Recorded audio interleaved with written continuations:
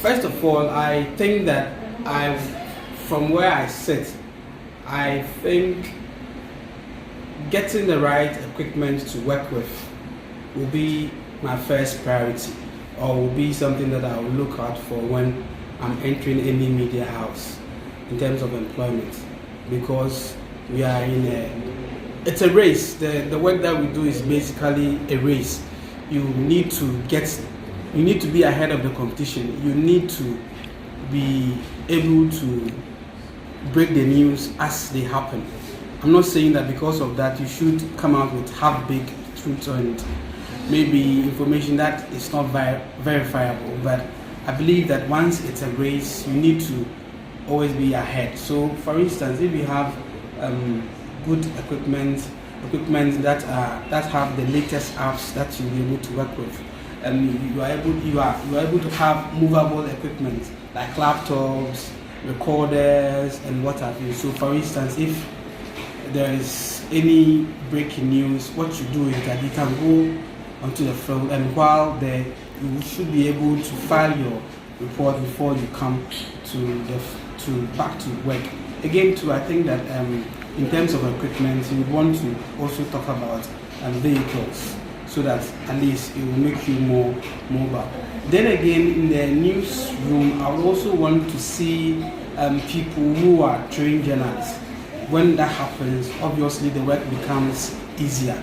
So you don't have to come to the office before you can work on a script, or before you can even edit an SOT. Because I've seen that some media owners have the penchant to pick people only because they are able to write, or only because they are able to speak on radio. I mean, gone were the days where you go to a funeral and somebody is a good orator and you want to employ that person. That is how come sometimes when they get the chance to sit behind the microphone, we get all these sensationalism and all that. So if we have a cream of people who are well trained, I think that will also help. So for me, equipment and well trained journalists. My name is Stephen Kwame Boa, popularly known as KY. I'm now with Media General Connect FM. I think as someone who is into management and HR, I think one thing that I keep stressing on is that we need to strengthen the human resource part of our various radio stations. You see, radio station comes and you see that they've put up a nice studio, they've broadcast, they've done everything, branding excellent. But at the end of the day, if you are into management and you understand what human resource means, it talks about the most important aspect of every organization is the human resource part. The physical structure being the cars, the studio and other stuff is good, but you need to invest in the human resource of the company. So what I will urge the media houses here in secondary Accra, the up and coming ones, they should try and invest in the human resource part of the company. They should try to invest in their presenters, try to build them, try to brand them, try to put up a strategy that will try to uplift their human capital, so that from there they can also put it back into the organization. That is one thing I keep stressing, and I think if it is well taken and if it is done well, media in secondary Accra will be one of the best. On the path of presenters, do you think there's something that we would have to do to spark this kind of change you're also talking about? Yeah, I think it's true, because you can't also just sit down thinking about just waiting for the organization to also build your capacity as a person or as a presenter. Me, for instance, just last year I invested in my education. I went to do my postgraduate masters in management and human resource.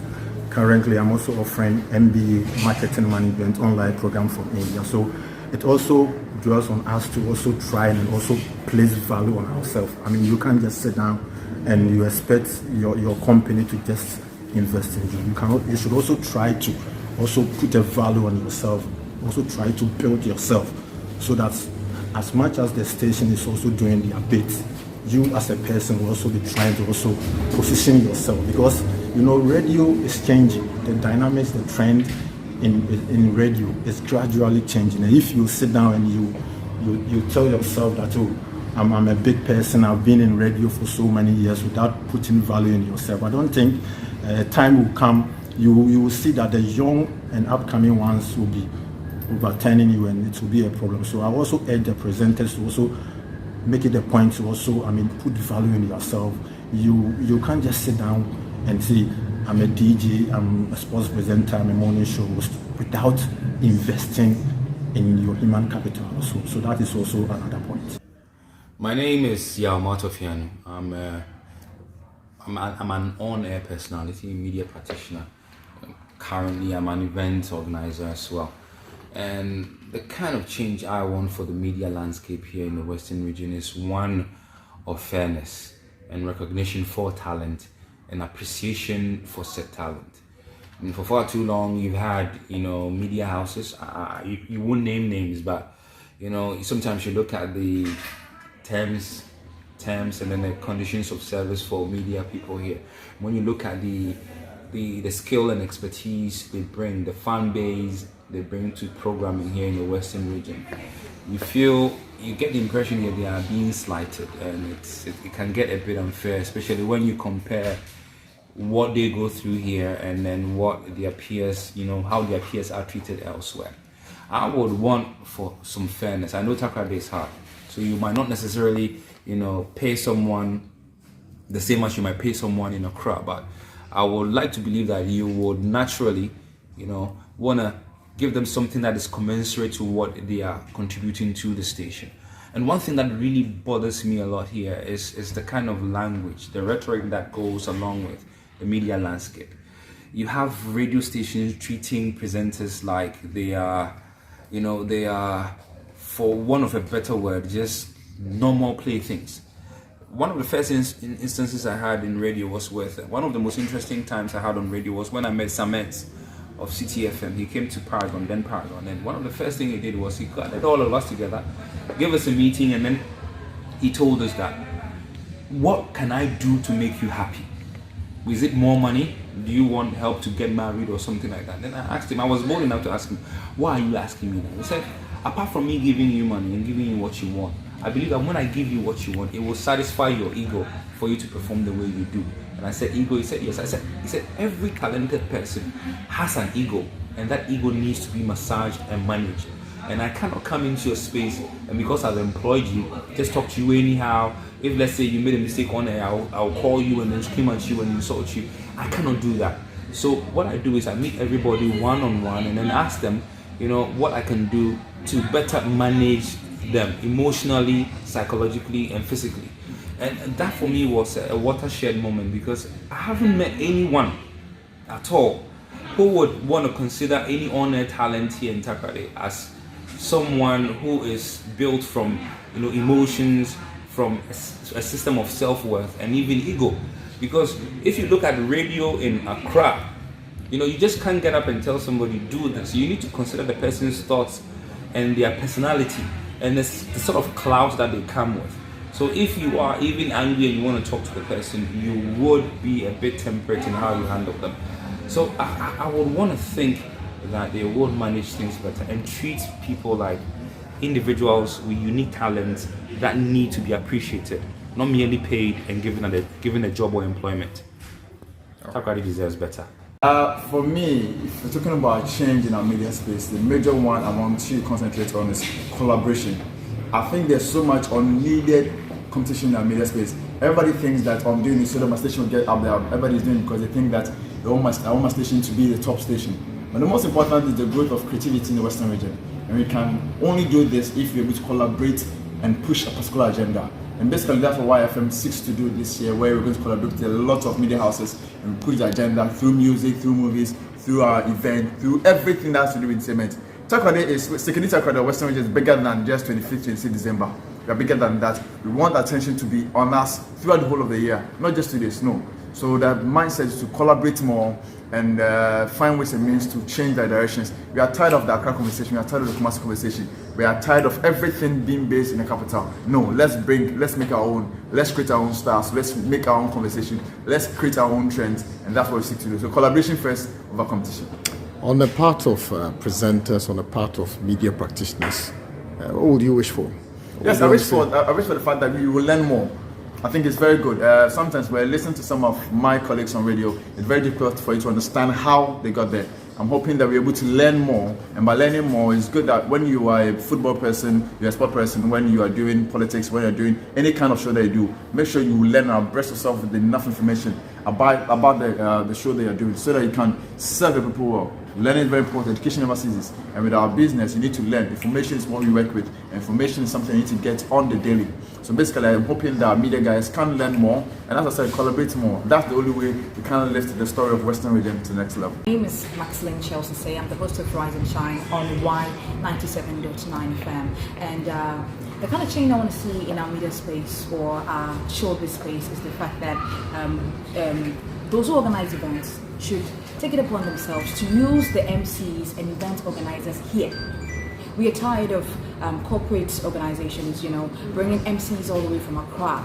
And sometimes we begin to ask the big question, are we not worthy enough? Are we not, qualified enough to be hosting such shows in our own region? We claim that the best is always from the West, or the best comes from the West. But then again, when we have event here, people who host the event are from Accra.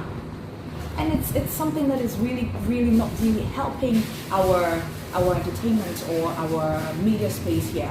We have fantastic MCs, fantastic event organizers that can put up fantastic shows. So stop looking at Accra or stop looking elsewhere for MCs or people that will make your show interesting, and then look here.